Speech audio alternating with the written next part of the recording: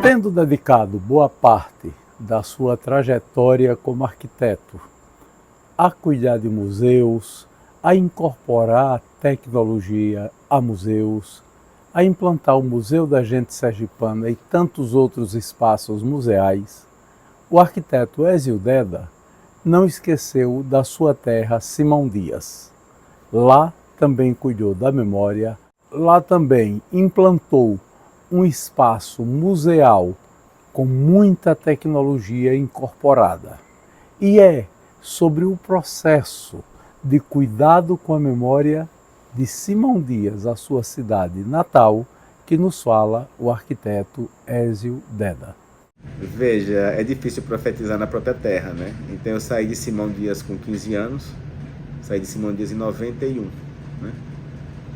E ia visitar meus pais sempre, meus pais moram lá, meus irmãos mais velhos moram lá, né? Mas praticamente toda a minha geração já foi morar fora, né? A gente foi perdendo os laços. Da minha relação com Simão Dias era por fora da cidade, eu já ia para a fazenda. Meus pais tinham uma fazenda lá, final de semana a gente se encontrava na fazenda. Então eu fui perdendo os laços com a cidade, embora eu gostasse muito, mas a minha relação ficou praticamente entre minha família, a fazenda e aqui Aracaju. Em uma dessas visitas, eu passei pela frente de uma edificação histórica que tem lá, um prédio eclético, que fica naquela principal avenida, Coronel Loyola, que corta a cidade. E liguei para o governador Belivaldo Chagas, né? A gente tem uma relação de proximidade, a gente é vizinho lá em Simão Dias, e disse: Belivaldo, o prédio de Josino vai ser demolido. Ele vai, eu disse: vai, tem uma faixa de uma farmácia dessas de franquia que vai se instalar lá. E essas franquias, em todo prédio que chega, demole e vira um galpão, que é um padrão, né? É um padrão. Aí ele foi atrás, descobriu que era verdade e desapropriou e me chamou para fazer o projeto do memorial. Eu disse: olha, Simão Dias já tem um memorial, né, com acervo físico, e é da prefeitura. Eu acho que a gente pode fazer outro equipamento inovador e vamos beber na fonte do antigo memorial como pesquisa, mas vamos construir algo com outra linguagem, como a gente fez, por exemplo, o Museu da Gente Sergipana, porque eu queria mostrar, e eu acho que isso está acontecendo, a outras cidades que é possível a gente ter esses equipamentos referenciais de qualidade, e não é tecnologia da NASA não, é coisa possível, é projetor, não é nada excepcional, é muito mais a inventividade, a plasticidade, a ideia, certo? É muito mais a ideia do que necessariamente a tecnologia por si só. A tecnologia é um meio.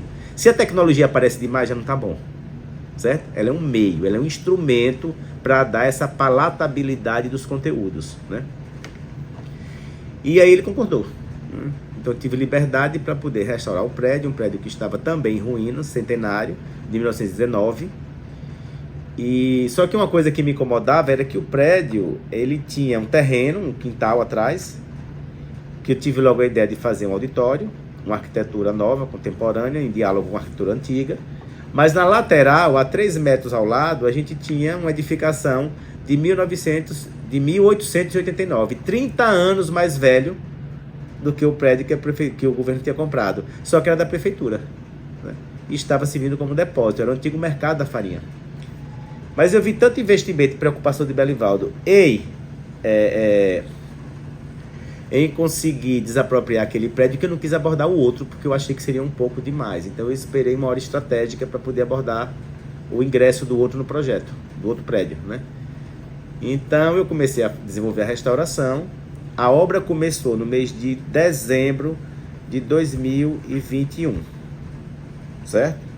Tínhamos o prazo para inaugurar em dezembro de 2022, porque era o mandato dele. Então 1 ano para restaurar, para ampliar, para colocar tecnologia, pesquisa, conteúdo, cenografia, iluminação, tudo. Tudo bem, topei o desafio. Quando chegou no final do mês de maio, a gente já tinha identificado pinturas parietais históricas que ninguém esperava que tivesse dentro do prédio. E, por desencargo de consciência, eu pedi que o restaurador fizesse a prospecção das pinturas e acabou encontrando. Mudou todo o projeto expográfico, porque estava tudo colado nas paredes. Solta tudo das paredes para que a pintura possa aparecer. Aí vai restaurar as pinturas históricas. Mas quando havia, assim, 50% das pinturas históricas já reveladas e começando a restaurar, eu levei Belivaldo lá E ele se encantou quando viu aquilo e eu disse, agora é um absurdo a gente restaurar esse prédio e esse outro aqui do lado como depósito da prefeitura com 70 gatos.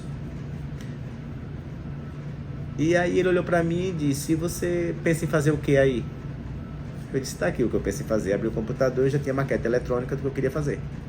Que era uma praça de alimentação no antigo mercado com um centro de artesanato, porque fazia mais de uma década que Simão Dias não tinha um espaço para os artesãos comercializarem. Paulinha Abelha tinha falecido, inventamos a sala Paulinha Abelha e uma praça de alimentação, com deck e tudo. Ele concordou, ele disse, olha, é o seguinte, eu faço, agora com a tarefa, tem que inaugurar no meu mandato junto com o outro.